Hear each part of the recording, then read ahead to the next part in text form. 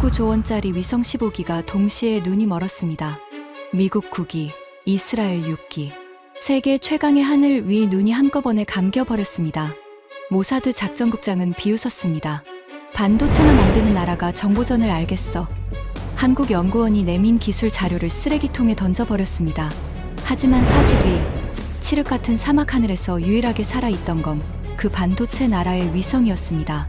이스라엘 총리가 직접 한국 대통령에게 전화했습니다.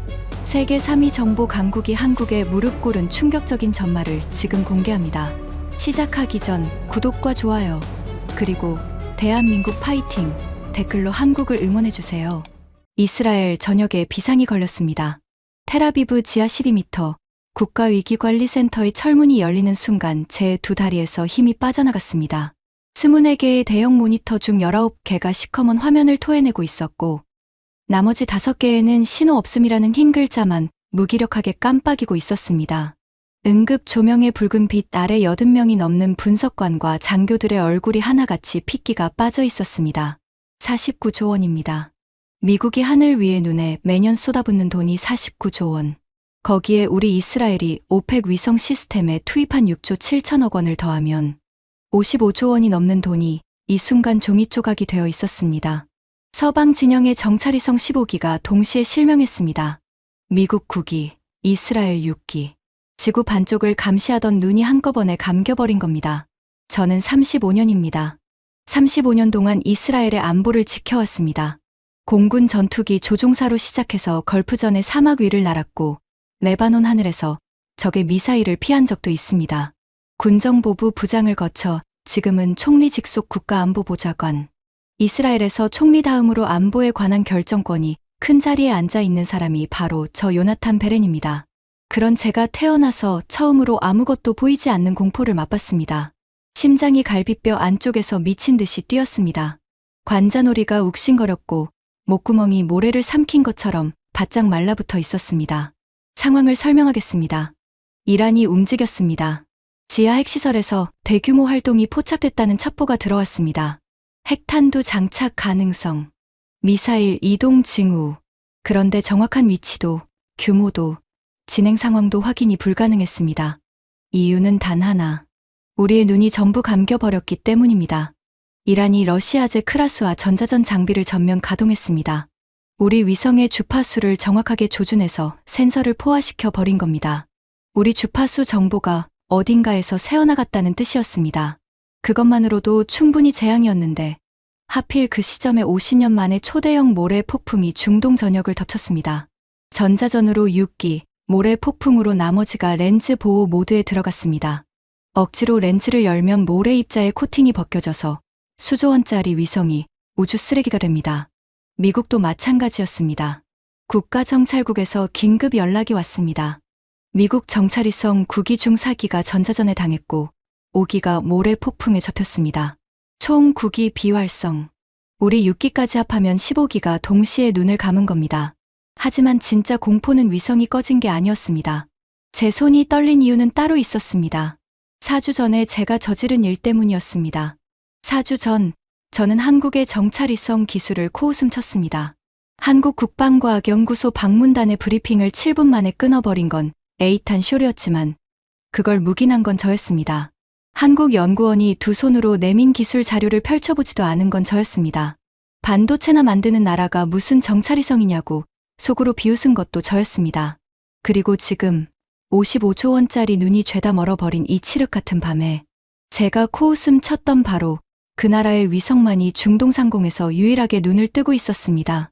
이 이야기를 제대로 풀려면 그 4주 전부터 시작해야 합니다. 텔아비브에 지중해에 겨울바람이 불던 아침이었습니다. 국방부 키르야 단지 5층 특별 브리핑실 창 너머로 지중해의 파도가 회색빛으로 일렁이고 있었습니다. 커피향이 복도 끝까지 퍼져 있었고 저는 아침 브리핑 자료를 넘기며 붉은 펜으로 메모를 적고 있었습니다. 35년째 반복해온 아침 루틴이었죠. 그 루틴에 금이 간 건 비서관 다니엘이 문을 두드렸을 때였습니다. 보좌관님, 오전 10시에 한국 국방과학연구소 방문단이 도착합니다. 위성기술 교류 브리핑이 잡혀 있습니다. 커피잔을 입에 대다 말고 미간이 찌푸려졌습니다. 한국이요? 위성기술이라고요? 지난달 양국 국방장관 회담에서 합의된 건입니다. 한국 쪽에서 차세대 정찰위성 시스템을 소개하겠다고 했고 장관님께서 예우 차원에서 수락하셨습니다. 예우 차원. 그 네 글자에 모든 것이 담겨 있었습니다. 진짜로 가치 있는 기술이라면 예우가 아니라 전략적 필요라는 명목으로 회의가 잡혔을 겁니다. 솔직히 그 시점에서 제 머릿속에 한국의 위성이 차지하는 자리는 사실상 제로였습니다. 이스라엘이 보유한 정찰 자산의 무게를 아셔야 합니다. 우리 오펙 시리즈 위성은 해상도 15cm급입니다. 400km 상공에서 자동차 번호판을 읽을 수 있는 수준이죠. 건국 1의 실전에서 검증을 거듭해온 시스템입니다.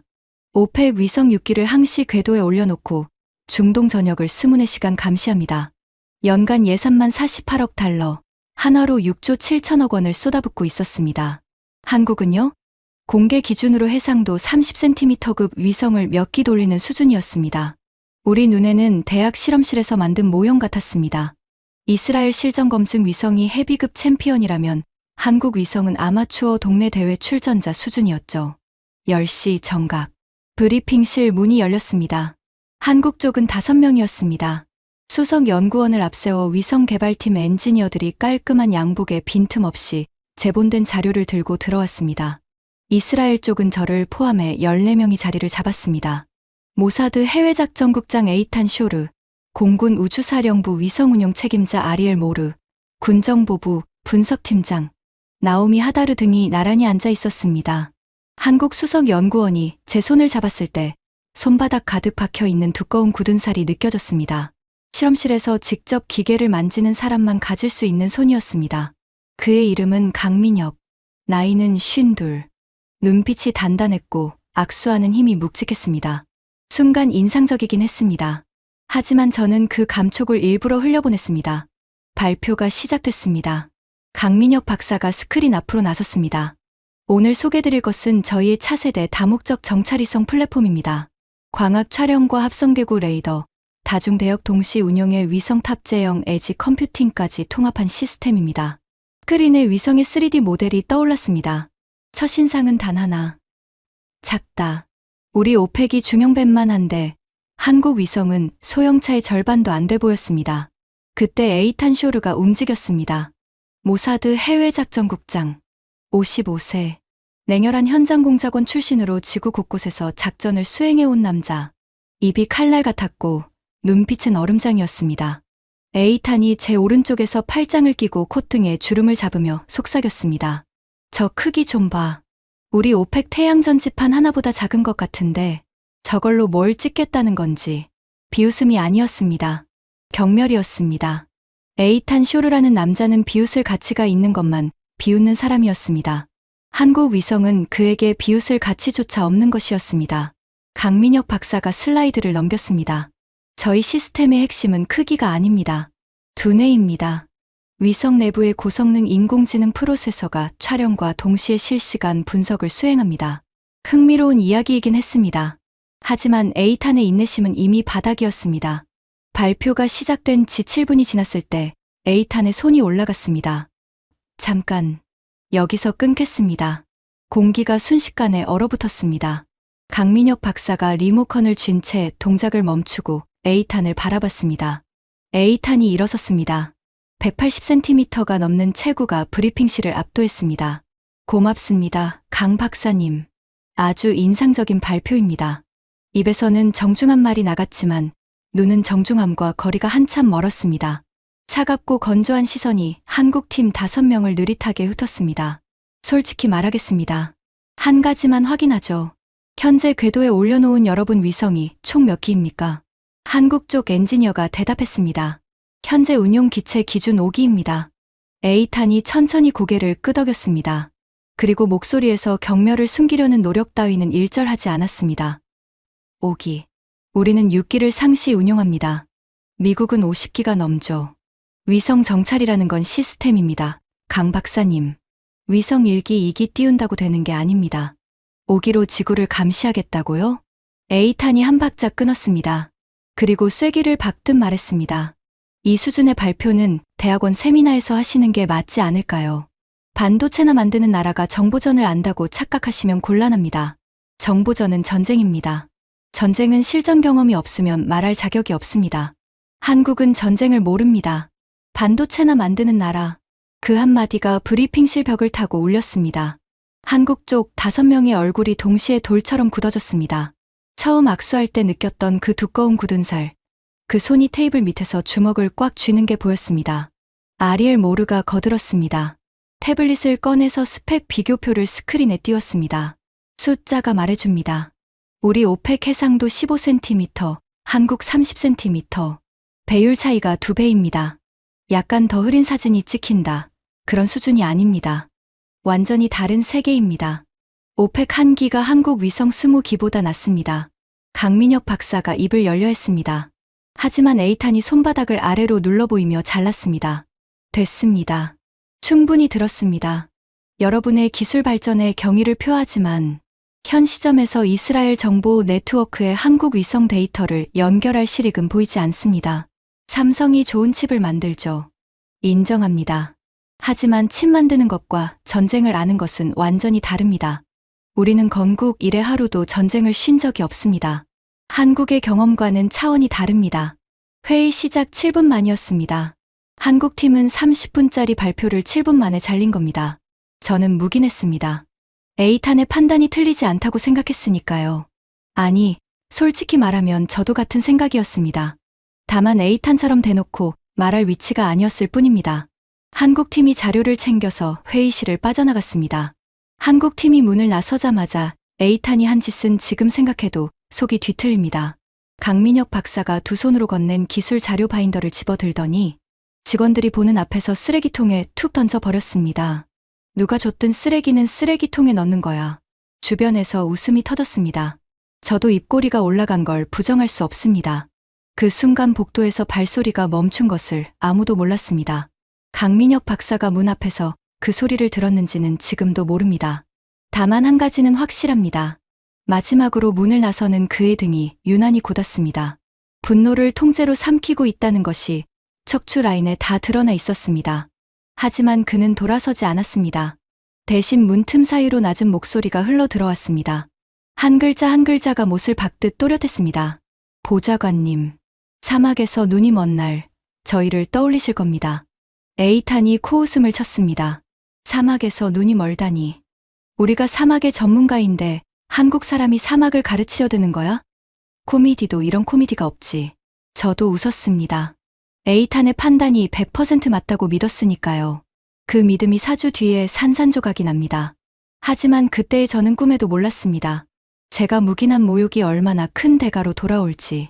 에이탄이 쓰레기통에 던진 그 자료가 얼마나 무시무시한 것이었는지. 강민혁 박사의 그 마지막 한마디가 예언이 아니라 경고였다는 것을. 그날 저녁 텔아비브 자택으로 돌아와 와인 한 잔을 기울이며 지중해 노을을 바라봤습니다.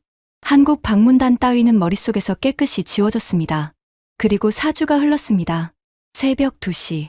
침대 옆 빨간 전화기가 시뻘건 빛을 내뿜으며 울부짖기 시작했습니다. 이 전화기가 울린다는 건 한 가지를 뜻합니다. 국가 비상사태. 전용 차량이 자택 앞에 대기하고 있었습니다. 텔아비브 시내에서 키르야 국방 단지까지 5분. 뒷좌석에서 건네받은 보안 태블릿의 보고서를 여는 순간 관자놀이가 욱신거리기 시작했습니다. 이란 중부 핵시설에서 대규모 활동 포착, 지하 벙커에서 미사일 이동 징후, 핵탄두 장착 가능성, 정확한 위치 및 규모 확인 불가, 정찰 자산 전면 비활성. 그때까지만 해도 일시적 장애라고 믿었습니다. 우리 오펙이 한꺼번에 무너질 리 없다고. 6조 7천억 원짜리 시스템이 한순간에 쓸모 없어질 리 없다고. 그 확신을 품고 국가위기관리센터 지하로 내려갔습니다. 철문이 열린 순간 두 다리에서 힘이 빠져나갔습니다. 이 이야기의 처음에서 말씀드린 바로 그 지옥이 눈앞에 펼쳐져 있었습니다. 20개 모니터 중 19개가 죽어 있었고 붉은 비상등이 천장에서 미친 듯이 회전하고 있었습니다. 80명 넘는 인원이 키보드를 두들기고 전화기를 붙잡고 있었지만 누구의 표정에도 해답은 없었습니다. 아리엘 모르가 저를 발견하자마자 달려왔습니다. 4주 전 한국 위성 20기보다 오펙 1기가 낫다고 자부하던 그 얼굴이 온데간데 없었습니다. 넥타이가 풀어져 있었고 눈 밑에 시커먼 그림자가 내려앉아 있었습니다. 보좌관님, 최악입니다. 오펙 전 기체가 비활성입니다. 3기는 전자전 공격에 센서가 포화됐고 나머지 3기는 모래 폭풍에 렌즈 보호 모드로 전환됐습니다. 억지로 열면 코팅이 벗겨집니다. 미국은요? 같습니다. 국가정찰국에서 연락 왔습니다. 9기 전부 비활성. 합치면 15기가 동시에 눈을 감았습니다. 심장이 철렁 가라앉았습니다. 15기. 서방 진영이 중동에 배치한 정찰위성의 거의 전부였습니다. 저는 위기관리센터 한가운데 서서 중앙 디스플레이를 올려다봤습니다. 거대한 중동 지역 지도 위에 각국 위성의 궤도가 점으로 표시되어 있었습니다. 이스라엘 위성은 파란 점, 미국은 빨간 점, 유럽은 노란 점. 그 모든 점들이 중동 상공을 피해 물러나 있거나 비활성을 뜻하는 회색으로 변해 있었습니다. 수십 년간 촘촘하게 짜놓은 감시망이 흔적도 없이 녹아내린 것처럼 텅 비어 있었습니다. 그때였습니다. 디스플레이 한쪽 구석에서 깜빡이는 점 하나가 눈에 들어왔습니다. 초록색, 파랑도 빨강도 노랑도 아닌 초록색 점이 딱 하나. 다른 위성들이 전부 폭풍을 피해 뒤로 물러나거나 꺼져 있는 그 한가운데를 그 점 하나만이 유유히 관통하며 궤도를 유지하고 있었습니다. 마치 태풍의 눈을 뚫고 나는 독수리처럼 저는 그 점을 멍하니 바라봤습니다. 어느 나라 위성인지 표식을 확인하려 했지만 축소된 지도에서는 읽히지 않았습니다. 아리엘, 저 초록색 점은 뭐지? 아리엘이 고개를 돌려 디스플레이를 봤습니다. 그리고 콧등에 주름을 잡으며 대답했습니다. 아, 그거요. 한국 위성입니다. 레이더 모드로 돌아가는 것 같은데 이 기상 조건에서 레이더를 켜봤자 노이즈 덩어리밖에 안 잡힙니다. 배터리만 낭비하는 거죠. 무시하셔도 됩니다. 한국 위성. 그 단어를 듣는 순간 4주 전 브리핑실에서 강민혁 박사가 남긴 마지막 한마디가 갑자기 뇌리를 관통했습니다. 사막에서 눈이 먼 날 저희를 떠올리실 겁니다. 등골이 서늘해졌습니다. 설마 그가 이걸 예견한 건 아니겠지. 우연이겠지. 하지만 저 초록색 점은 분명히 살아있었습니다. 55조 원을 쏟아부은 서방의 눈이 죄다 감긴 이 칠흑 같은 밤에 한반도에서 날아온 작은 위성 하나만이 홀로 깨어서 세상을 내려다보고 있었습니다. 저는 디스플레이에서 눈을 뗄 수가 없었습니다. 파랑과 빨강과 회색으로 뒤덮인 지도 위에서 그 초록빛 한 점이 느리게 호를 그리며 움직이고 있었습니다. 모든 거인이 쓰러진 폭풍의 한복판을 홀로 걸어가는 것처럼. 바로 그 순간 벽면 스피커에서 보안회선 연결음이 울렸습니다. 총리실이었습니다. 베렌 보좌관. 지금 중동 상공을 볼 수 있는 위성이 있기는 합니까? 총리의 목소리는 차갑게 가라앉아 있었습니다. 답을 기다리는 침묵이 수화기 너머에서 압력처럼 밀려왔습니다. 저는 그 초록색 점을 노려보며 이를 악물었습니다. 대답해야 했습니다. 하지만 그 대답은 35년 안보 경력에서 제 입으로 뱉어야 할 가장 치욕적인 문장이 될 터였습니다. 총리님, 현재 이스라엘과 미국의 정찰 자산은 전부 비활성 상태입니다. 한 박자 쉬었습니다. 혀가 입천장에 달라붙는 것 같았습니다. 다만 한 가지 옵션이 있습니다. 대한민국의 정찰위성이 현재 중동 상공에서 가동 중인 것으로 보입니다. 수화기 너머에서 긴 침묵이 흘렀습니다. 3초, 5초. 한국 위성이라고? 총리의 목소리에 당혹감과 불신이 가득 차 있었습니다. 무리도 아닙니다. 세계 3위 정보 강국 이스라엘의 안보 보좌관이 한국의 손을 빌려야 한다니. 이건 이스라엘 정보 역사에서 전례가 없는 굴욕이었습니다. 하지만 진짜 지옥은 이제부터였습니다. 한국에 연락하려면 에이탄 쇼르를 설득해야 했습니다. 4주 전 한국팀의 기술 자료를 쓰레기통에 던진 바로 그 남자를.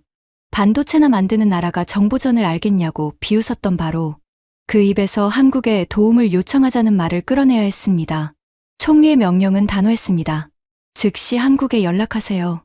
지금 당장. 전화가 끊겼습니다. 수화기를 내려놓은 손에 아직도 진동이 남아있는 것 같았습니다. 뒤를 돌아보니 에이탄 쇼르가 팔짱을 끼고 서 있었습니다. 입술이 일치선으로 굳어 있었고 눈빛은 얼음보다 차가웠습니다. 총리가 뭐래? 한국에 연락하래. 에이탄의 눈이 가늘어졌습니다. 관자놀이에 핏줄이 올라오는 게 보였습니다. 모사드가 한국한테 손을 벌린다고. 삼성한테 무릎을 꿇으라고. 내가 죽기 전에는 안 된다. 에이탄. 지금 이란에서 핵탄두가 장착되고 있어. 우리 국민 수백만 명의 목숨이 달린 상황이야. 자존심을 따질 때가 아니야. 자존심이 아니야, 베렌. 신뢰의 문제야. 전쟁 한 번 안 해본 나라의 데이터에 국가 안보를 걸겠다고? 그 데이터가 엉터리면 어쩔 건데? 누가 책임져? 에이탄의 말에도 일리가 있었습니다. 검증되지 않은 데이터로 군사작전을 하다가 실패하면 이스라엘이라는 나라 자체가 날아갈 수 있었습니다. 하지만 아무것도 안 하면 이미 날아가고 있는 중이었습니다. 저는 에이탄의 눈을 똑바로 보며 말했습니다. 지금 우리한테는 아무것도 안 보여. 아무것도. 0이야, 에이탄. 한국 데이터가 50%짜리 쓰레기라고 해도 0보다는 낫다. 자존심으로 국민을 죽일 수는 없어. 에이탄이 이를 악물었습니다. 턱 근육이 단단하게 뭉치는 게 보였습니다. 5초간 저를 노려보더니 고개를 돌렸습니다. 동의한 게 아니었습니다. 묵인한 겁니다. 그것만으로도 충분했습니다. 떨리는 손가락으로 보안회선 다이얼을 돌렸습니다. 진호음이 울릴 때마다 4주 전 에이탄이 내뱉었던 단어 하나하나가 메아리쳤습니다. 반도체나 만드는 나라, 대학원 세미나, 전쟁을 모른다. 그 말들이 수화기를 짓누르는 것 같았습니다. 에이탄은 제 뒤에서 팔짱을 낀 채 벽에 등을 기대고 있었습니다.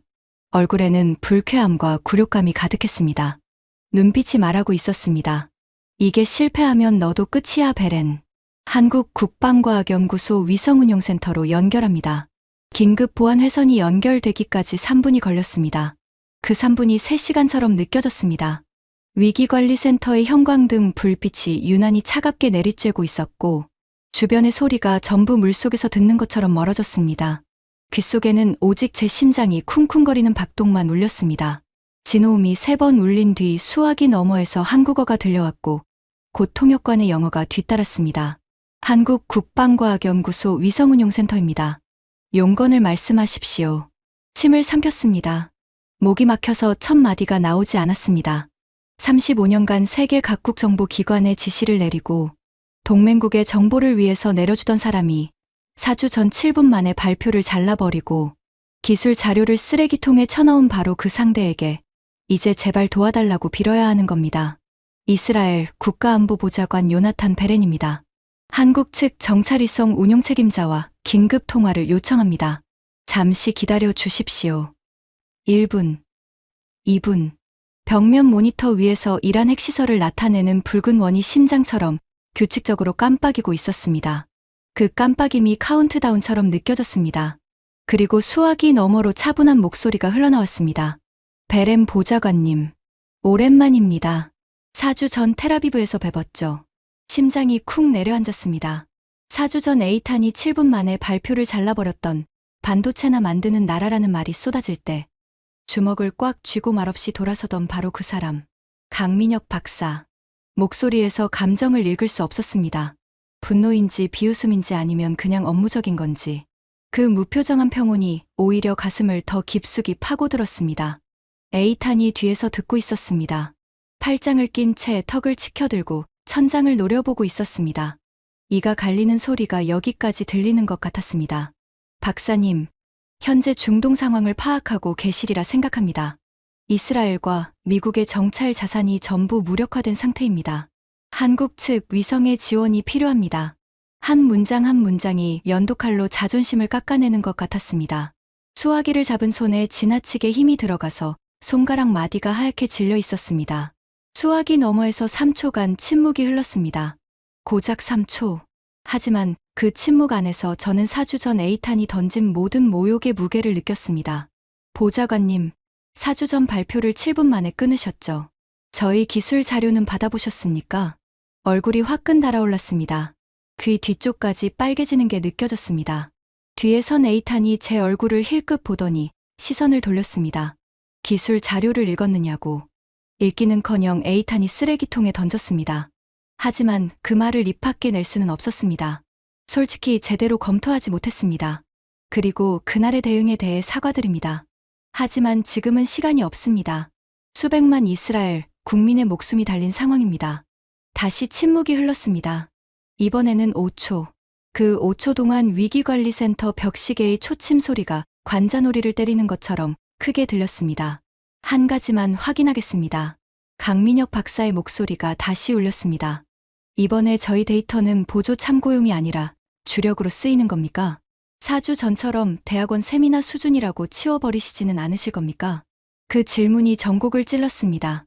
에이탄이 대학원 세미나에서 하라고 조롱했던 말을 한 글자도 빠뜨리지 않고 기억하고 있었습니다. 뒤에서 에이탄의 얼굴이 일그러지는 게 느껴졌습니다. 자기가 뱉은 말이 부메랑이 되어 제일 아픈 곳에 꽂힌 겁니다. 이를 악물었습니다.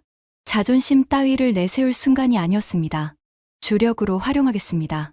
이스라엘 정부가 공식 요청하는 겁니다. 수화기 너머에서 뭔가가 바뀌었습니다. 미세하게, 아주 미세하게 목소리에 온기가 실렸습니다. 알겠습니다. 지금 이 순간에도 저희 위성은 중동상공을 주시하고 있습니다. 25분 뒤 첫 번째 데이터를 보내드리겠습니다. 쉬려는 찰나 강민혁 박사가 덧붙였습니다. 보좌관님, 한 가지만 말씀드리겠습니다. 뭡니까? 데이터를 받으시면 놀라실 겁니다. 하지만 이번에는 7분 만에 끊지 마십시오. 끝까지 보셔야 합니다. 전화가 끊어졌습니다. 수화기를 내려놓은 손에 아직도 진동이 남아있는 것 같았습니다. 에이탄이 벽에서 등을 떼며 다가왔습니다. 얼굴이 돌처럼 굳어 있었습니다. 뭐래? 25분 뒤에 데이터를 보내준다고. 에이탄이 코웃음을 흘렸습니다. 이 모래 폭풍 속에서 뭘 보내줘. 노이즈 덩어리겠지. 참고 자료 정도는 될 수도 있겠지만. 하지만 저는 에이탄처럼 비웃을 수가 없었습니다. 강민혁 박사의 마지막 말이 머릿속에 박혀서 빠지지 않았습니다. 놀라실 겁니다. 그의 목소리에 담긴 자신감. 허세가 아니었습니다. 4주 전에 모욕을 당하고도 분노로 되갚지 않았습니다. 도와달라는 요청에 복수를 선택하지 않았습니다. 담담하게 데이터를 보내주겠다고 했습니다. 그 여유의 바닥에 깔린 것이 뭔지, 그 자신감의 뿌리가 어디 있는지 처음으로 궁금해지기 시작했습니다. 25분. 그 시간 동안 자리에 앉아 커피잔조차 손대지 못했습니다. 디스플레이 구석에서 초록빛으로 빛나는 한국 위성의 궤적만 뚫어지게 노려보고 있었습니다. 그 작은 점은 여전히 모래 폭풍 한가운데를 유유히 가로지르며 궤도를 지키고 있었습니다. 이스라엘의 오펙이 눈을 감은 바로 그 하늘을, 미국의 위성 9기가 꼬리를 내린 바로 그 지옥을, 에이탄이 반도체나 만드는 나라라 비웃었던 그 나라의 위성만이 홀로 깨어서 관통하고 있었습니다. 에이탄은 벽에 기대 팔짱을 낀 채 초록색 점을 노려보고 있었습니다. 입술이 꽉 다물려 있었습니다. 그 표정이 뜻하는 바를 저는 알았습니다. 에이탄 쇼르도 느끼기 시작한 겁니다. 저 작은 점이 단순한 노이즈 수집기가 아닐 수도 있다는 불안을. 하지만 에이탄은 절대 그걸 입 밖에 내지 않을 남자였습니다. 자존심이 뼈에 박힌 사람이니까요. 그래서 저는 알고 있었습니다. 이 남자가 무너지는 순간이 온다면 그건 정말로 어마어마한 일이 벌어질 때라는 걸. 25분. 시계를 보니 새벽 2시 43분이었습니다. 텔아비브의 하늘은 아직 깜깜했지만 중동 상공 500km에서는 한국의 초록색 눈이 여전히 잠들지 않고 세상을 내려다보고 있었습니다. 그 눈이 보내올 데이터가 무엇일지, 그것이 이 밤을 어떻게 바꿔놓을지 아직은 아무도 몰랐습니다. 다만 한 가지는 확실했습니다. 4주 전 에이탄이 쓰레기통에 던진 자료의 무게가 이 순간 이스라엘이라는 나라 전체의 무게보다 무거워지려 하고 있었습니다. 정확히 23분 뒤 보안 통신망을 통해 한국에서 데이터 패키지가 도착했습니다. 군정보부 위성 영상분석 팀장 나오미 하다르가 모니터 앞에서 손을 멈추고 고개를 갸웃거렸습니다. 보좌관님, 한국에서 데이터가 왔습니다. 그런데 용량이 이상합니다. 뭐가 이상해? 67MB입니다. 그 숫자에 아리엘 모르가 고개를 돌렸습니다. 오펙의 아버지라 불리는 남자, 이스라엘 위성 기술의 산증인이 눈살을 찌푸렸습니다. 67MB. 위성 원본 이미지라면 한 장의 사기가는 되어야 해. 67MB면 스마트폰 사진 한 장 수준이야. 전송 오류 아닌가? 나오미가 패킷 무결성을 확인했습니다. 고개를 저었습니다. 전송 오류가 아닙니다. 패킷 체크섬 정상이고 한국 측에서 의도적으로 이 용량으로 보낸 겁니다. 에이탄 쇼르가 팔짱을 낀 채 코웃음을 쳤습니다. 벽에 기대선 자세 그대로였습니다. 4주 전 쓰레기통에 자료를 던지던 그 표정이 다시 올라와 있었습니다. 67MB. 그것 봐. 내가 뭘 했어. 노이즈 덩어리지. 한국 애들이 모래 폭풍 속에서 레이더를 켜봤자 쓸만한 게 나올 리 없잖아. 저건 보나마나 해상도 떨어지는 흐릿한 사진 몇 장이야. 시간 낭비하지 말고 다른 방법을 찾아. 에이탄의 목소리에는 안도감마저 섞여 있었습니다. 한국 데이터가 쓸모없다면 자기가 사주 전에 한 행동이 정당화되니까요. 반도체나 만드는 나라가 정보전을 모른다는 자기 판단이 맞았다는 증거가 되니까요. 하지만 그 순간 사주 전 브리핑실에서 강민혁 박사가 했던 말이 갑자기 머릿속을 관통했습니다. 그때는 귀에 담지도 않았던 말이었습니다. 저희 시스템의 핵심은 크기가 아닙니다. 두뇌입니다. 위성 내부에서 인공지능이 실시간 분석을 수행합니다. 지상으로 내려보내는 건 원본이 아니라 분석이 완료된 최종 보고서입니다. 등줄기를 타고 전류가 흐르는 것 같았습니다. 나오미, 잠깐. 이건 사진이 아니야. 네. 위성이 직접 분석해서 보낸 결과물이야. 원본을 내려보낸 게 아니라 궤도 위에서 분석을 끝내고 결론만 전송한 거야. 그래서 67MB인 거야. 나오미의 눈이 휘둥그레졌습니다. 아리엘 모르도 고개를 돌렸습니다. 위성 내부에서 분석을 끝낸다고요? 우주 방사선에 영하 수백 도를 오가는 극한 환경에서 고도의 인공지능 연산을 돌린다는 겁니까? 그건 우리 이스라엘 항공우주 산업이 6년째 매달리고 있는 과제입니다. 시제품조차 완성하지 못한 상태인데. 열어봐. 나오미가 파일을 열었습니다. 보안 복호와 절차를 거치자 화면에 이미지가 떠올랐습니다.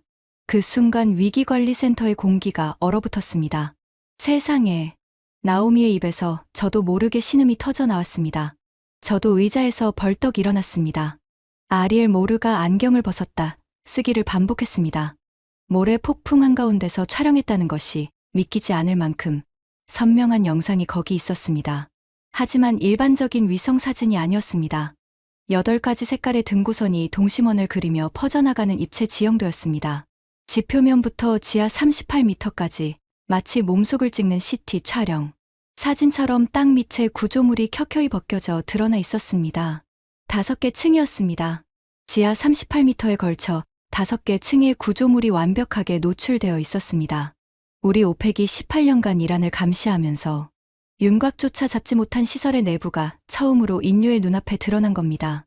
저는 화면 앞에 다가서서 숨을 멈췄습니다. 모니터에서 나오는 푸른빛이 얼굴을 비추고 있었고 심장이 갈비뼈 안쪽에서 미친 듯이 뛰었습니다. 나오미, 이걸 어떻게 찍은 건지 분석해. 나오미가 데이터 헤더를 분석하기 시작했습니다. 손가락이 키보드 위를 미친 듯이 날아다녔습니다. 40초 뒤 그녀가 고개를 들었을 때 얼굴에 경악과 경외가 동시에 떠올라 있었습니다. 보좌관님, 한국 위성이 다중대역 합성계구 레이더를 동시에 운용했습니다. X밴드와 L밴드를 동시에 쏘면서 모래 입자가 만들어내는 난반사 패턴을 실시간으로 연산해서 노이즈를 걸러냈습니다.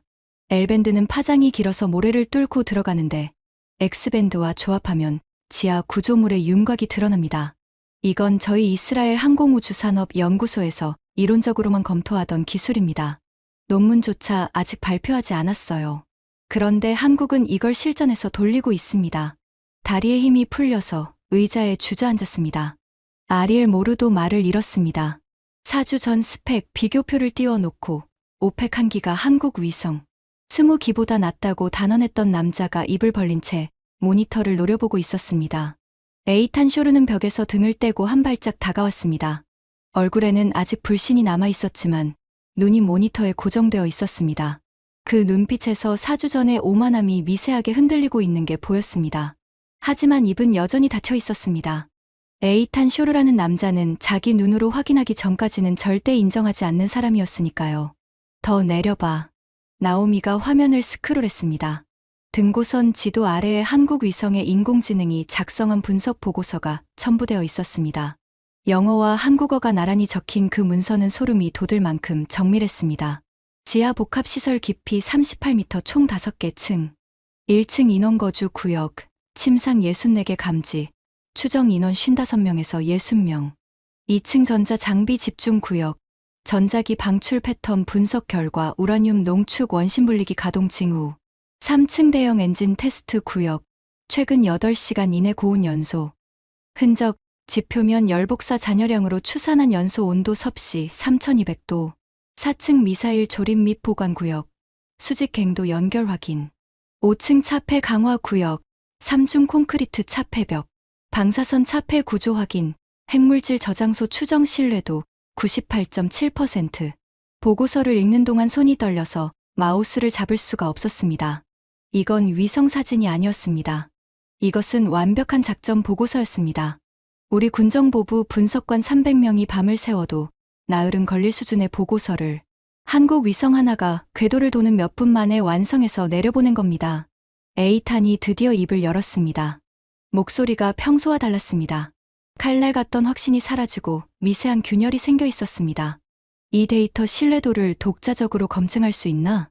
나오미가 고개를 끄덕였습니다. 이미 확인했습니다. 한국 위성이 2번의 궤도, 통과 데이터를 간섭계 방식으로 교차 대조했습니다.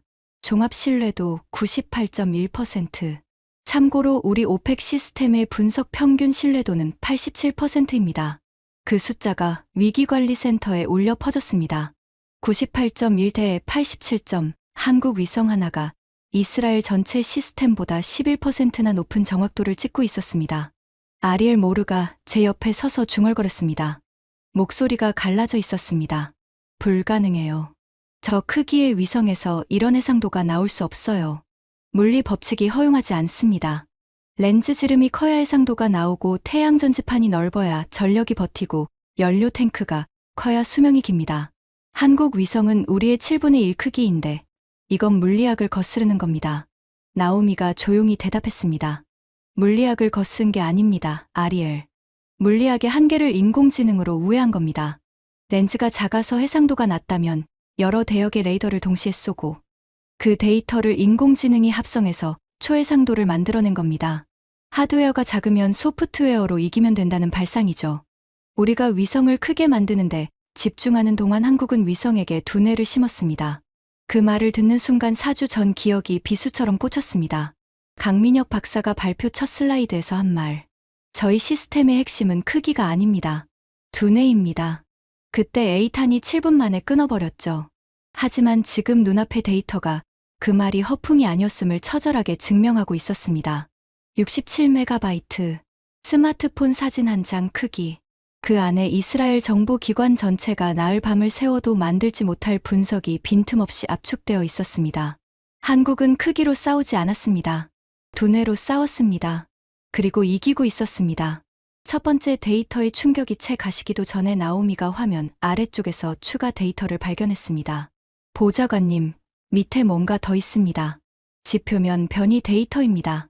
기괴한 파형 그래프가 펼쳐졌습니다. 물결치는 듯한 곡선이 미세한 파동을 반복하고 있었습니다. 이건 뭐지? 한국 위성이 같은 지점을 2번 통과하면서 간섭계 레이더로 촬영한 겁니다. 첫 번째 통과와 두 번째 통과 사이의 지표면이 0.2mm 가라앉았습니다. 0.2mm, 400km 상공에서 0.2mm를 잡아냈다고? 나오미가 고개를 끄덕였습니다. 눈이 경외감으로 빛나고 있었습니다. 네, 보좌관님. 지하에서 엔진 테스트를 하면 고열 때문에 흙이 팽창했다가 식으면서 미세하게 수축합니다.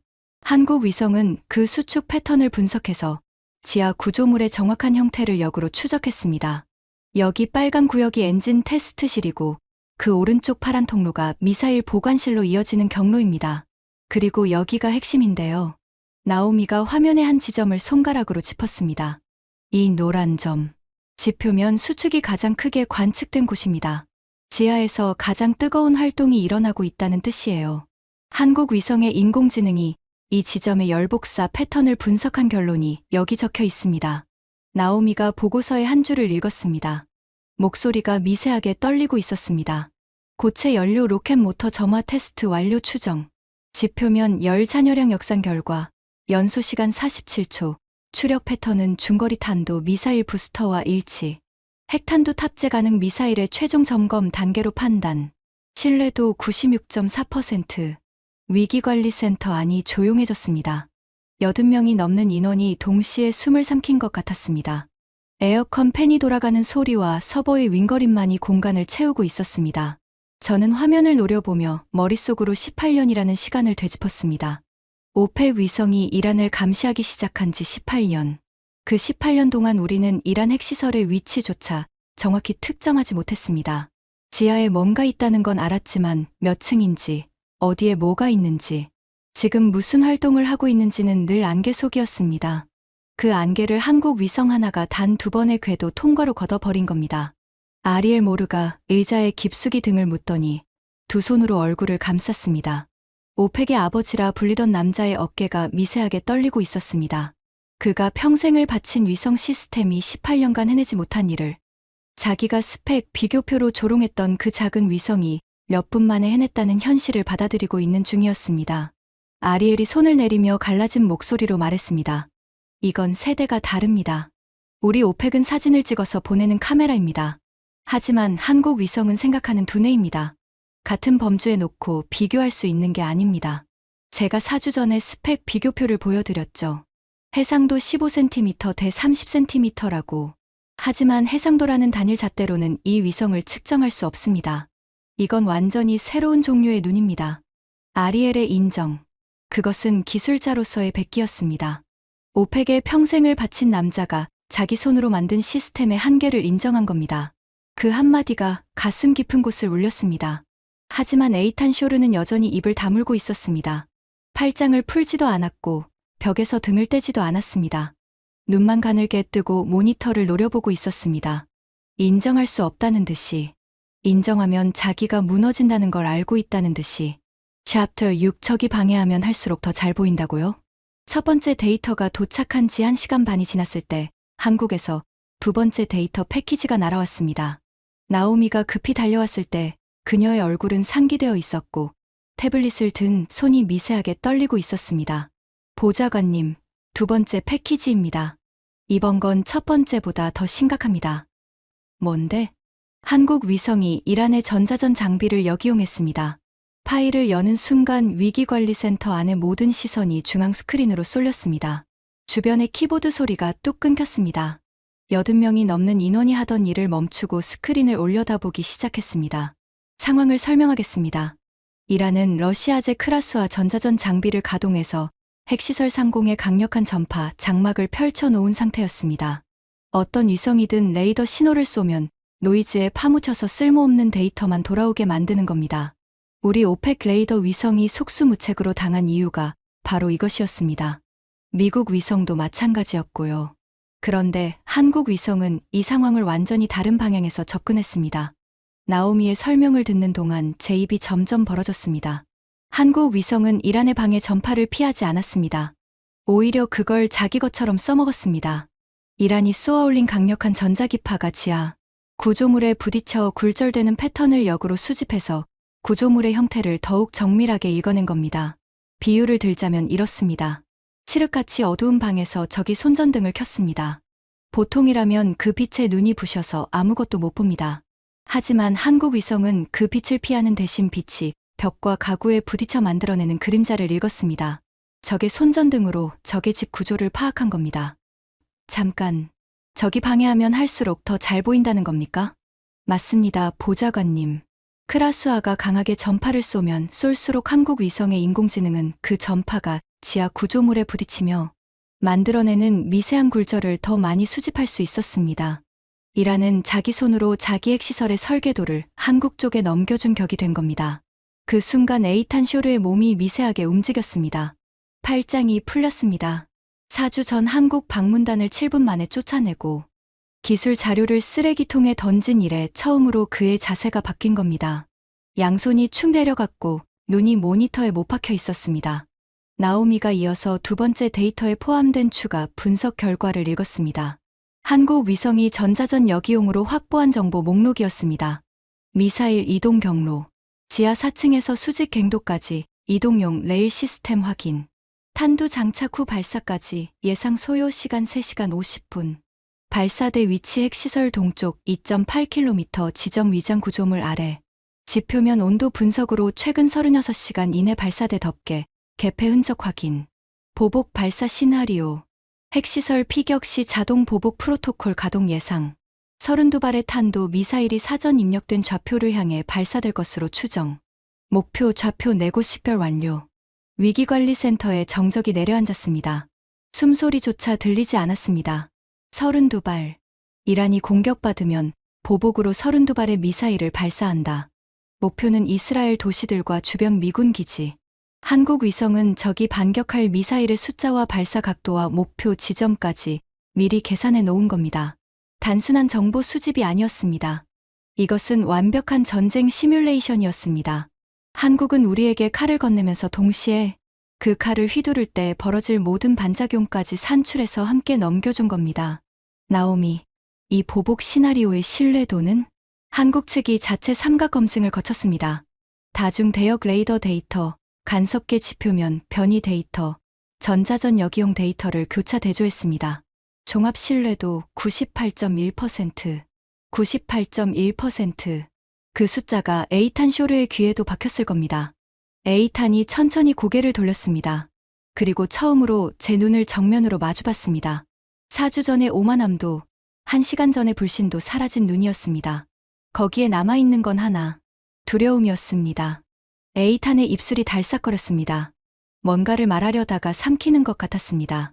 35년간 모사드를 이끌며 전 세계 어디에서든 원하는 정보를 빼내오던 남자가 한국이라는 나라의 기술 앞에서 처음으로 할 말을 잃은 겁니다. 15초간 에이탄은 아무 말도 하지 않았습니다. 위기관리센터의 에어컨 소리가 유난히 크게 들렸습니다. 그 침묵은 4주 전 그가 내뱉은 모든 조롱과 비웃음이 먼지처럼 무너져 내리는 소리였습니다. 이쯤 되자 분노도 수치심도 더는 제 안에서 느껴지지 않았습니다.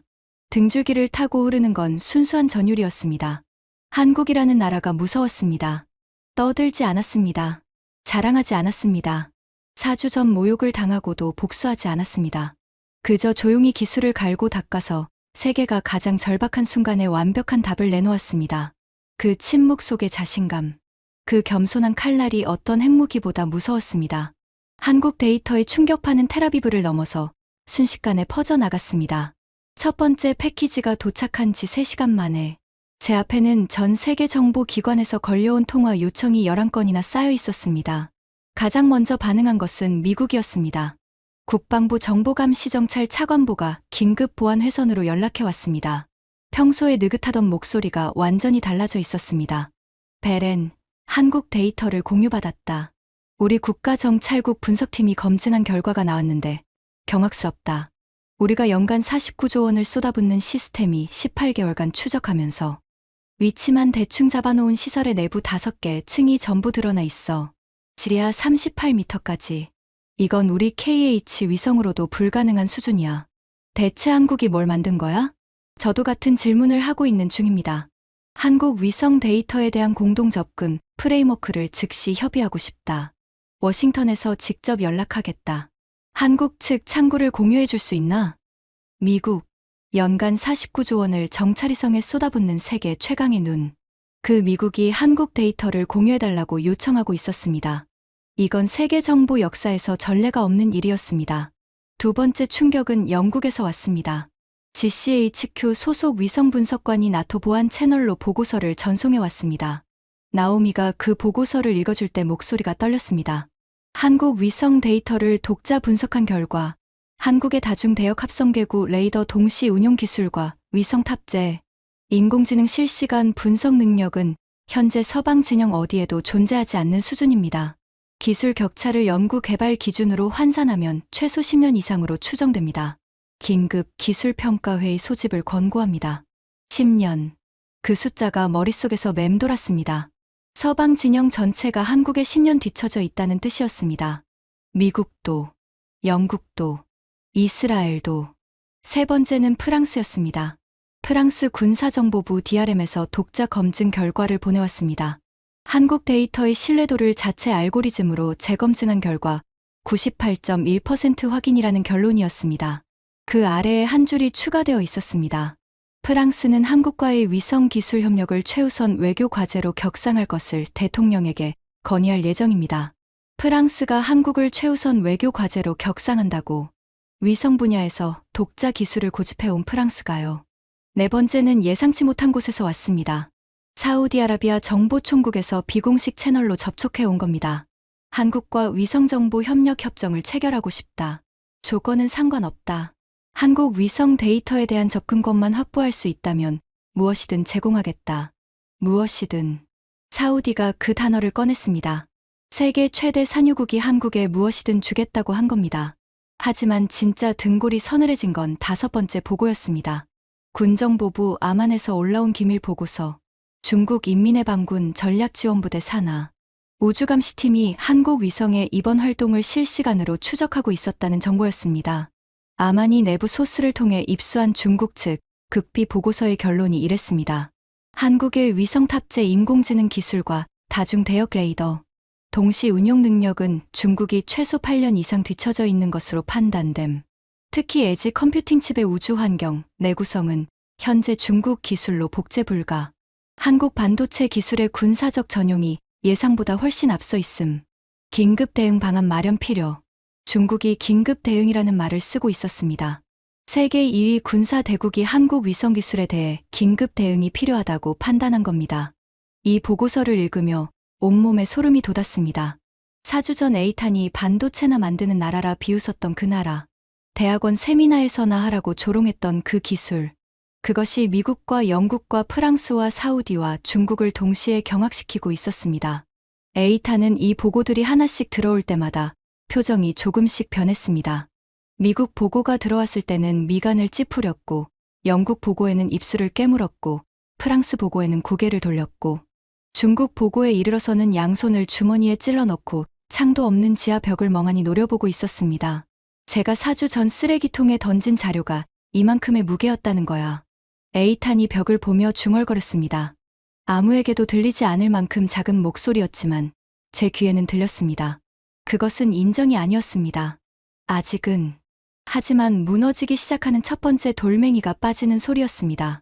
에이탄의 부하인 모사드 기술분석관 요시가 조심스럽게 다가왔습니다. 국장님, 한국 데이터를 우리 분석 시스템에 정식 입력할까요?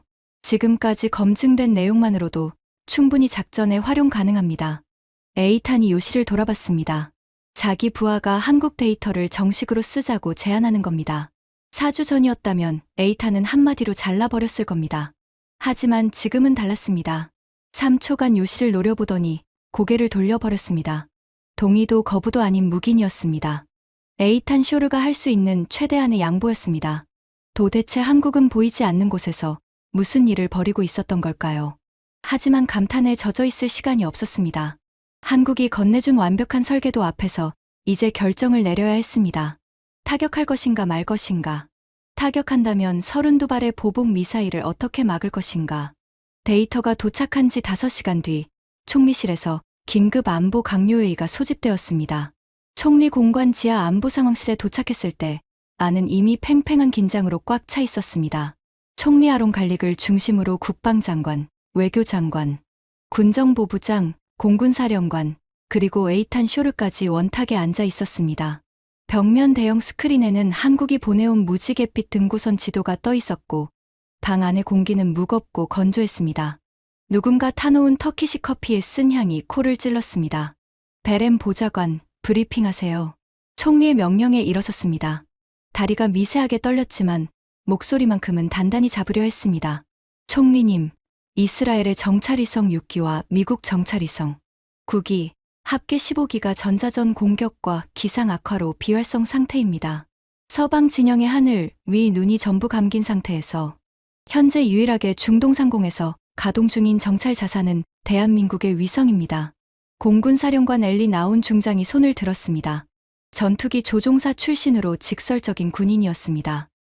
잠깐, 한국 위성이 유일한 눈이라고? 우리가 연간 6조 7천억 원을 집행하는데 한국 위성 하나에 매달려야 한다는 겁니까?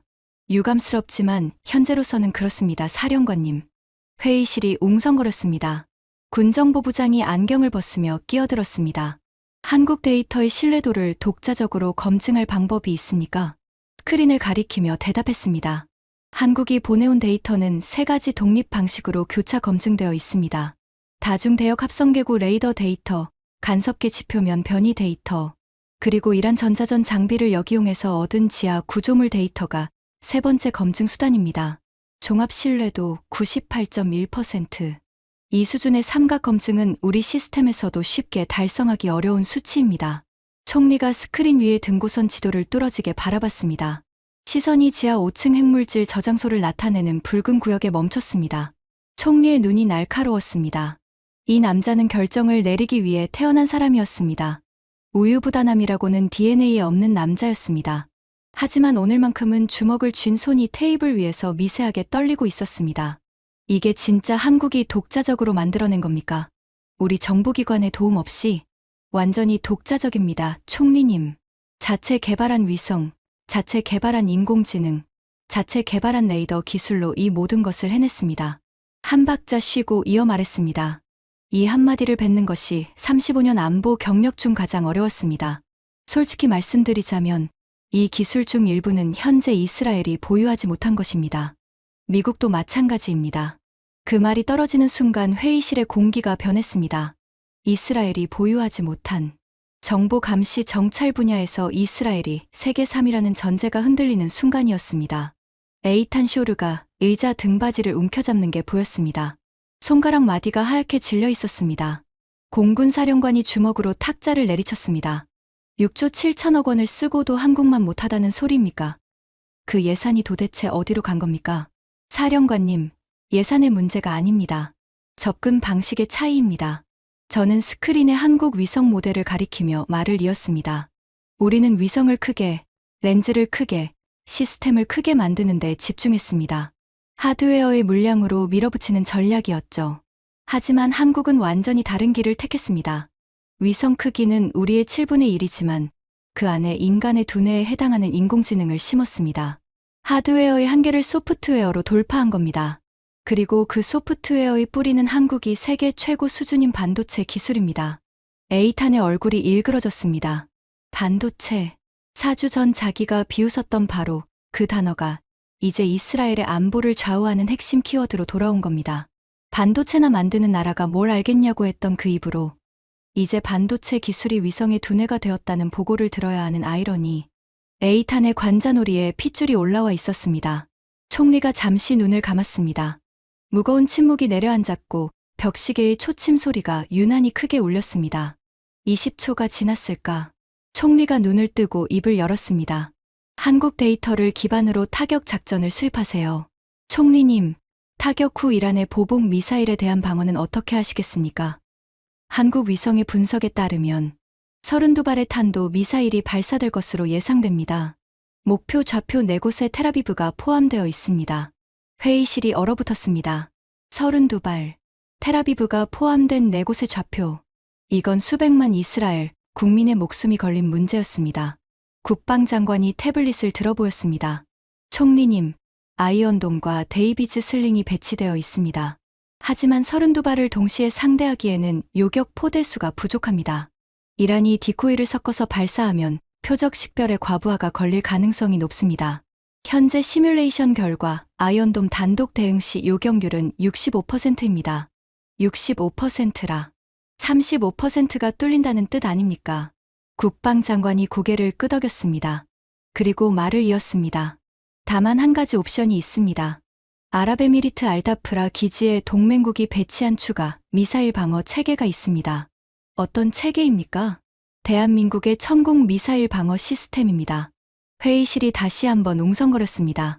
하늘의 눈도 한국, 땅의 방패도 한국, 세계 3위 정보 강국 이스라엘의 안보가 한반도에서 건너온 기술, 두 가지에 달려있다는 현실이 이 테이블 위에 놓인 겁니다. 공군 사령관이 팔짱을 풀며 깊은 한숨을 내쉬었습니다. 한국이 눈이 되고 한국이 방패가 된다. 이건 우리가 상상해 본 적도 없는 시나리오야. 에이탄 쇼르가 드디어 입을 열었습니다. 오랜 침묵을 깨고 나온 목소리는 칼날 같던 평소와 달리 건조하고 갈라져 있었습니다. 총리님, 제가 4주 전에 한국 방문단을 돌려보냈습니다. 기술 자료도 검토하지 않았습니다. 그 판단이 잘못되었습니다. 회의실이 조용해졌습니다. 에이탄 쇼르가 자기 잘못을 인정하는 걸 들은 사람은 이 방에 있는 누구에게도 처음이었을 겁니다.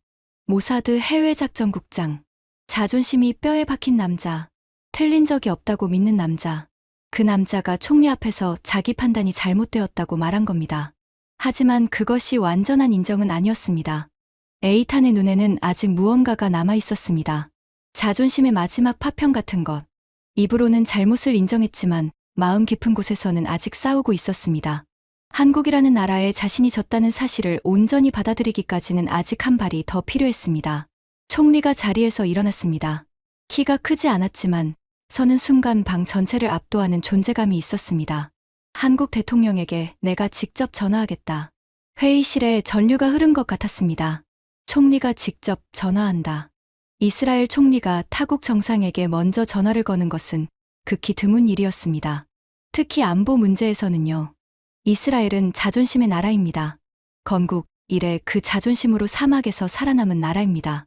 그 나라의 총리가 한국 대통령에게 먼저 손을 내미는 겁니다. 에이탄이 눈을 감았습니다. 짧게. 하지만 그 짧은 순간에 그의 얼굴을 스친 감정은 분명히 고통이었습니다. 자기가 쓰레기통에 던진 자료 때문에 총리가 직접 전화를 해야 하는 상황이 된 겁니다. 총리실 보안 회선이 연결되었습니다. 통역관이 대기했고 회의실 전원이 숨을 죽였습니다. 스피커폰으로 전환된 회선에서 연결음이 울렸습니다. 3번의 신호음 뒤에 한국 대통령의 목소리가 들려왔습니다. 통역관이 실시간으로 옮겼습니다. 총리님, 연락 주셔서 감사합니다. 상황은 파악하고 있습니다. 대통령님, 단도직입적으로 말씀드리겠습니다. 이스라엘은 지금 눈이 없습니다. 귀국의 위성만이 우리의 유일한 눈입니다. 이스라엘 국민 수백만 명의 안전이 귀국의 기술에 달려 있습니다. 공식적으로 요청드립니다. 대한민국의 정찰위성 데이터를 이스라엘의 최우선 정보 자산으로 활용하게 해주십시오. 회의실에 앉아있던 모든 사람의 등줄기에 전율이 흘렀습니다. 이스라엘 총리가 한국 대통령에게 도와달라고 말하고 있었습니다. 건국 이래 어떤 전쟁에서도 타국에 이 정도의 요청을 한 적이 없었습니다. 수화기 너머에서 잠시 침묵이 흘렀습니다. 그리고 한국 대통령의 대답이 돌아왔습니다. 총리님, 대한민국은 동맹국의 안보를 위해 모든 데이터를 제공하겠습니다. 저희 위성운용센터에 지금 즉시 실시간 데이터 링크 개설을 지시하겠습니다. 그리고 한 가지 더 말씀드리겠습니다. 아랍에미리트에 배치된 저희 천궁방어 시스템도 이번 작전에 투입하도록 하겠습니다. 이스라엘 국민의 안전은 저희에게도 중요한 일입니다. 총리의 눈이 미세하게 흔들렸습니다. 이스라엘이라는 나라가 건국 이래 들어본 적 없는 말이었습니다. 4주 전 자기 나라의 기술을 반도체나 만드는 나라라며 쓰레기통에 쳐넣은 바로 그 나라가 보복도 조건도 없이 모든 것을 내놓겠다고 한 겁니다. 감사합니다, 대통령님. 이스라엘은 이 은혜를 잊지 않겠습니다. 전화가 끊어진 뒤 회의실에 30초간 아무도 말하지 않았습니다. 총리가 천천히 자리에 앉았습니다. 그리고 낮은 목소리로 말했습니다. 작전명 데저트 이글. 한국 위성이 제공하는 실시간 좌표로 정밀 타격을 감행한다. 보복 미사일은 천궁이 막는다. 이 작전의 성패는 한국 기술의 정확도에 달려 있다. 실행하세요. 총리가 상황실을 나간 뒤 저는 의자에 주저앉아 한참 동안 움직이지 못했습니다. 벽면 스크린에는 여전히 한국 위성이 보내온 등고선 지도가 떠 있었고 화면 아래 구석에 작은 글씨가 보였습니다. 대한민국 국방과학연구소 대전 위성운용센터 제공. 대전. 한반도의 작은 도시. 그곳의 연구실에서 밤을 새우며 키보드를 두들긴 엔지니어들이 만든 위성 하나가 이 순간 이스라엘이라는 나라의 운명을 좌우하고 있었습니다. 55조 원이 해내지 못한 일을 그 대전이라는 곳의 사람들이 해낸 겁니다. 에이탄 쇼르가 회의실을 나서다가 문 앞에서 멈췄습니다. 뒤돌아보지 않았습니다. 그냥 멈춘 채 3초를 서 있었습니다. 그리고 나직하게 중얼거렸습니다. 사막에서 눈이 먼 날이라. 그가 4주 전 코웃음 쳤던 바로 그 한마디를 되뇌고 있었습니다. 강민혁 박사의 예언이 한 글자도 틀리지 않고 현실이 된 겁니다. 에이탄은 그 말을 남기고 어둠 속으로 사라졌습니다. 등이 굽어 있었습니다. 모사드 해외작전국장의 자존심이 무거운 짐이 되어 그 등을 짓누르고 있는 것처럼 보였습니다. 하지만 감상에 젖어 있을 시간이 없었습니다. 이제 실전이었습니다. 한국의 눈이 찾아낸 적의 급소를 향해 이스라엘의 주먹이 날아가야 했고 뒤이어 쏟아질 죽음의 비를 한국의 방패가 막아내야 했습니다. 떨리는 손으로 보안 전화를 들었습니다. 작전실 연결해주세요. 한국 측과의 실시간 데이터 링크를 지금 즉시 개통합니다. 시계를 보니 새벽 5시 22분이었습니다. 텔아비브의 하늘에 희미한 여명이 번지기 시작했지만 중동 상공 400km에서는 한국의 초록색 눈이 여전히 잠들지 않고 세상을 내려다보고 있었습니다. 그 눈이 찍어낸 좌표를 향해 이스라엘 공군 전폭기가 이미 항로를 잡고 있었습니다. 세계에서 가장 정밀한 눈과 세계에서 가장 치열한 군대의 조합. 그 핵심이 한국이라는 사실이 이 밤의 가장 놀라운 반전이었습니다. 이스라엘 공군 F-35 스텔스 전폭기 편대가 목표 상공에 도달한 것은 중동 현지 시각 새벽 4시 7분이었습니다. 텔아비브 국가위기관리센터의 대형 스크린에 전폭기 항로가 실시간으로 표시되고 있었고, 그 옆 화면에는 한국 위성이 초 단위로 갱신하는 목표 지역의 열감지 데이터가 동시에 흘러가고 있었습니다. 한국 위성이 보내온 타격 좌표는 소름이 끼칠 정도로 구체적이었습니다. 단순히 여기를 때려라가 아니었습니다. 지하 38m 3층 엔진 테스트실 북서쪽 모서리, 0.2mm 지표면, 수축이 가장 크게 관측된 지점, 콘크리트 차폐벽의 구조적 취약점이 집중된 반경 1.8m 이내, 그곳을 정확히 관통하면 연쇄 폭발이 핵물질, 저장소의 3중 차폐벽까지 무너뜨린다는 시뮬레이션 결과까지 첨부되어 있었습니다. 80명이 넘는 분석관과 장교들이 가득 찬 위기관리센터 한가운데 서서 스크린을 올려다봤습니다. 손에는 총리에게서 전달받은 최종 타격 승인서가 들려 있었습니다. 타격 개시. 제 명령과 동시에 F-35의 무장창이 열렸습니다. GBU-28 벙커버스터, 무게 2300kg짜리 지하 관통탄 2발이 사막을 향해 낙하하기 시작했습니다. 한국 위성이 실시간으로 좌표를 수정하며 폭탄의 낙하 궤적을 보정하고 있었습니다. 바람 속도, 기압 변화, 모래 폭풍이 만들어낸 공기, 밀도 차이까지 전부 계산에 넣어서 0.1초 단위로 미세한 궤적 조정 데이터를 쏘아보냈습니다. 400km 상공의 위성이 지상을 향해 떨어지는 폭탄에게 길을 알려주고 있었습니다. 전례 없는 한국-이스라엘 연합정밀 타격이었습니다. 착탄까지 15초. 나오미가 카운트를 시작했습니다. 위기관리센터 전체가 숨을 멈췄습니다. 80명이 넘는 사람들이 동시에 입을 다무니 에어컨, 바람 소리와 서버의 윙거림만이 텅 빈 것처럼 공간을 채웠습니다. 10초. 양손이 주먹을 쥐고 있었습니다. 손톱이 손바닥에 파고드는 통증이 느껴졌지만 손을 펼 수가 없었습니다. 옆에 선 에이탄 쇼르도 마찬가지였습니다. 팔짱을 풀고 양손을 허벅지에 붙인 채 모니터를 노려보고 있었습니다. 입술이 바짝 말라 있었습니다. 착탄. 열감지 데이터가 순간적으로 하얗게 번졌습니다. 지진 감지 센서가 리히터 규모 4.1의 진동을 포착했습니다. 한국 위성은 착탄 순간에도 눈을 감지 않았습니다. 폭발의 열기가 가라앉기도 전에 합성계구, 레이더를 가동해서 지하 구조물의 파괴 정도를 실시간으로 분석하기 시작했습니다. 4초 뒤 한국 측에서 즉각 보고가 올라왔습니다. 나오미가 화면을 읽었습니다. 목소리가 갈라져 있었습니다. 1차 관통탄 목표 직격. 지하 3층 엔진실 관통 확인. 2차 관통탄 지하 5층 차폐벽 붕괴. 핵물질 보관구역 연쇄 폭발 진행 중. 착탄 5차 0.6m. 0.6m. 400km 상공의 위성이 찍어준 좌표로 투하한 폭탄이 수십 미터. 땅속을 뚫고 들어가서도 목표물에서 고작 0.6m밖에 벗어나지 않았다는 뜻입니다. 한국 위성 좌표의 정확도가 그만큼 완벽했다는 증거였습니다. 위기관리센터에서 환호가 터져 나오려는 바로 그 순간이었습니다. 나오미가 비명에 가까운 목소리로 외쳤습니다. 보복 발사 감지. 탄도 미사일 32발 발사 확인. 추가로 디코이 24발 분리. 총 56개 비행체. 방위 238도에서 265도. 예상 도달 시간 4분 10초. 한국 위성이 예측한 그대로였습니다. 이란이 피격되자마자 자동 보복 프로토콜이 작동해서 사전 입력된 좌표를 향해 32발의 탄도 미사일이 일제히 솟구쳐 올랐습니다. 거기에 요격을 교란하기 위한 디코이 24발이 추가로 뿌려졌습니다. 총 56개의 비행체가 이스라엘과 주변 미군 기지를 향해 돌진하고 있었습니다. 목표 좌표 4곳. 한국 위성이 사전에 파악한 대로였습니다. 텔아비브, 하이파, 그리고 미군 기지 2곳. 텔아비브. 이 도시에는 300만 명이 넘는 이스라엘 국민이 살고 있었습니다. 지금 이 시간 침대에서 잠들어 있는 아이들과 노인들과 가족들. 그 머리 위로 32발의 죽음이 날아오고 있었습니다.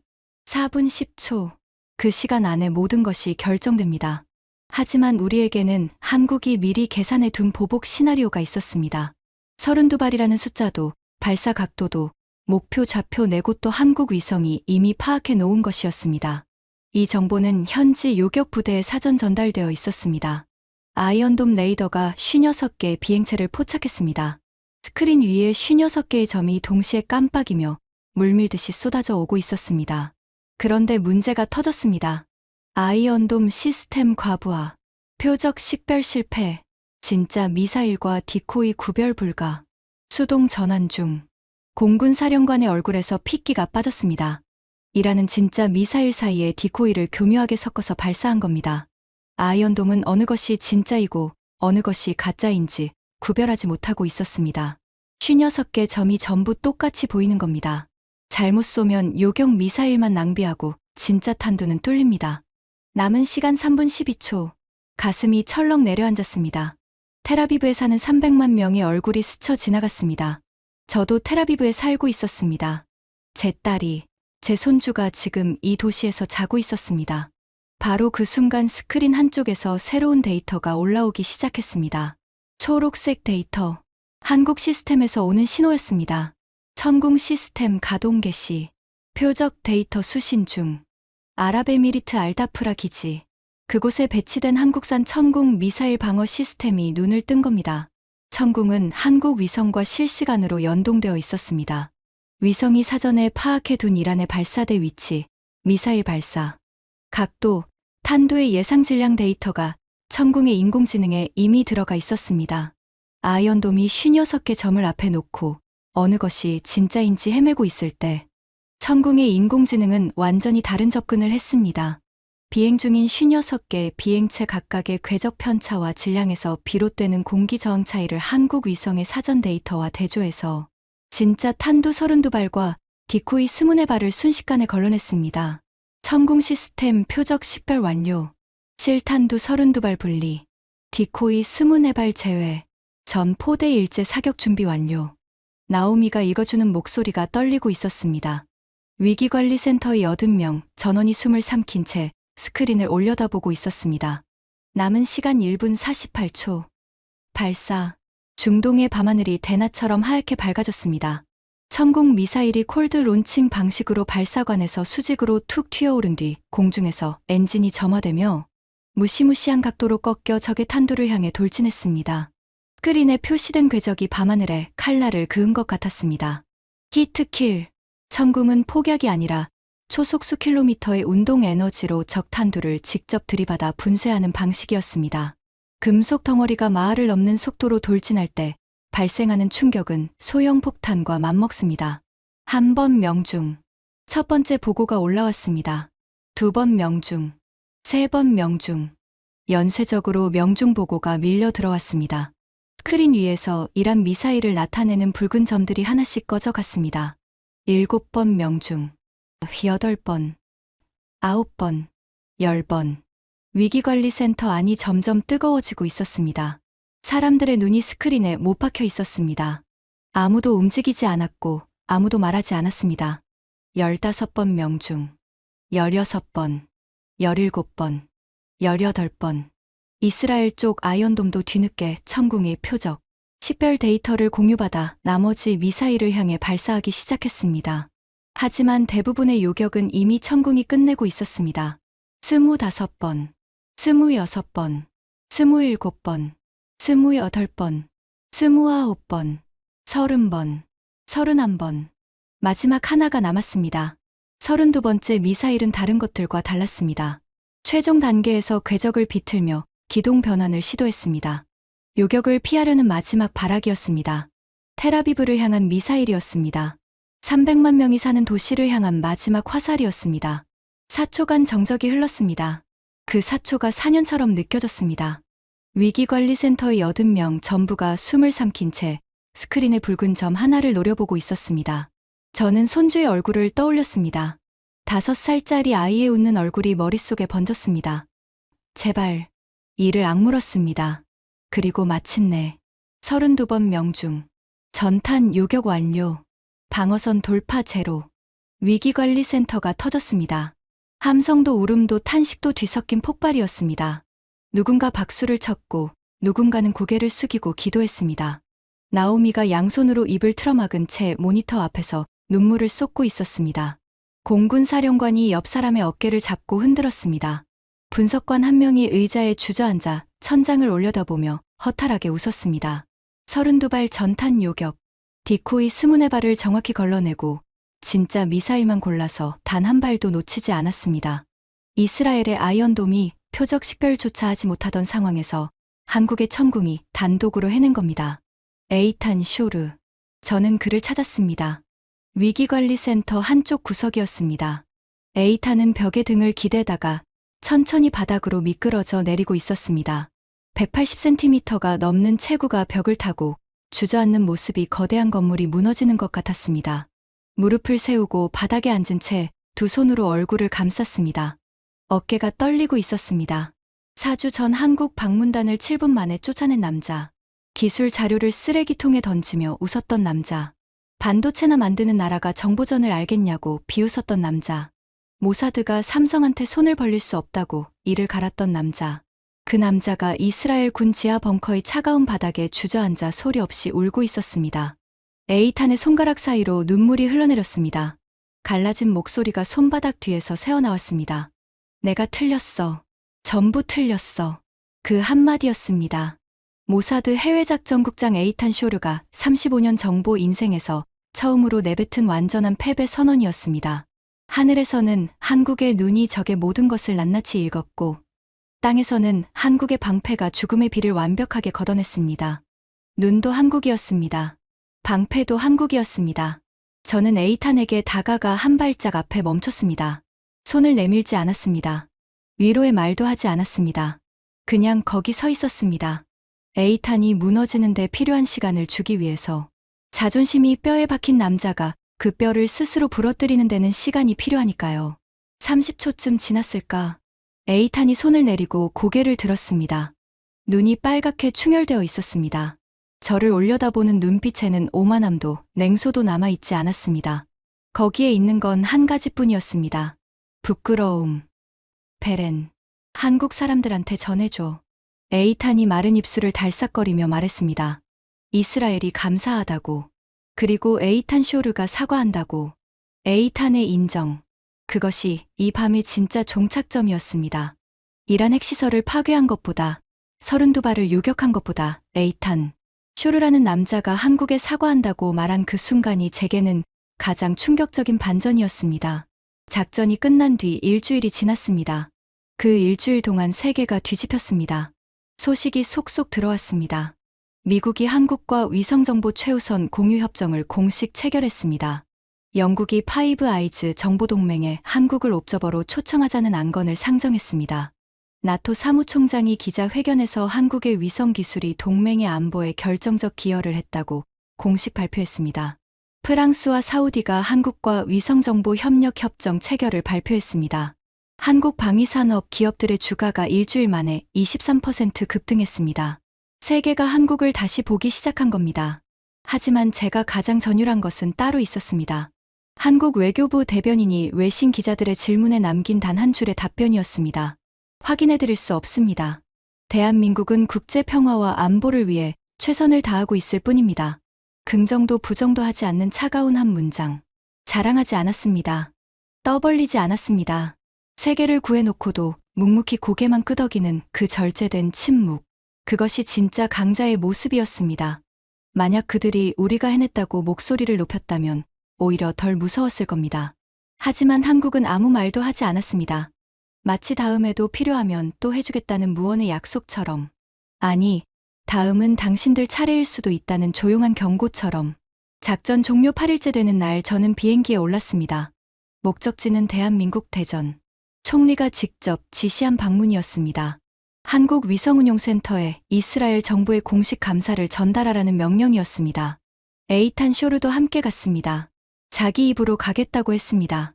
그 제안을 들었을 때 놀라지 않았습니다. 에이탄은 자기가 던진 돌의 무게를 직접 확인해야 하는 남자였으니까요. 인천공항에서 대전까지 차로 2시간 반. 차창 밖으로 한국의 풍경이 스쳐 지나갔습니다. 깔끔하게 정돈된 도로, 빈틈없이 연결된 고속철도, 곳곳에 솟아있는 반도체 공장의 실루엣. 에이탄은 차창 밖을 멍하니 바라보고 있었습니다. 4주 전 반도체나 만드는 나라라고 비웃었던 그 반도체 공장들이 하나둘 스쳐 지나갈 때마다 에이탄의 눈이 미세하게 흔들리는 게 보였습니다. 대전 국방과학연구소에 도착했을 때 첫인상은 단 하나였습니다. 작다. 이스라엘 국방부 키르야 단지에 비하면 상상할 수 없을 만큼 작은 건물이었습니다. 허름하다고까지 할 수 있는 외관이었습니다. 그 작은 건물에서 55조 원짜리 시스템을 이긴 기술이 태어났다는 사실이 믿기지 않았습니다. 위성운용센터에 들어서는 순간 코끝에 인스턴트 커피의 쓴 향과 전자기기의 열 냄새가 동시에 밀려왔습니다. 좁은 방에 모니터 16대가 빼곡하게 놓여 있었고 책상 위에는 빈 컵라면 용기와 커피캔이 쌓여 있었습니다. 벽에는 위성궤도 차트가 테이프로 붙어 있었고 한쪽 구석에는 누군가 밤을 새운 흔적인 담요가 접혀 있었습니다. 이곳이었습니다. 이 좁은 방에서 한국의 엔지니어들이 밤을 새우며 키보드를 두드렸습니다. 이 모니터들 앞에서 55조 원짜리 거인들이 전부 쓰러진 밤에 혼자 깨어 세상을 지켜봤습니다. 이 인스턴트 커피를 마시며 이스라엘 국민 수백만 명의 목숨을 구할 데이터를 만들어냈습니다. 에이탄이 방을 둘러보다가 발걸음을 멈췄습니다. 책상 위에 놓인 작은 액자를 보고 있었습니다. 안에 사진이 한 장 들어 있었습니다. 한국 연구원들이 위성 발사 성공 뒤에 찍은 단체 사진이었습니다. 하나같이 까만 뿔테 안경을 쓰고 구겨진 셔츠를 입은 채 환하게 웃고 있었습니다. 화려한 군복도 없었고 빛나는 훈장도 없었습니다. 그냥 연구원들이었습니다. 그 웃음이 전부였습니다.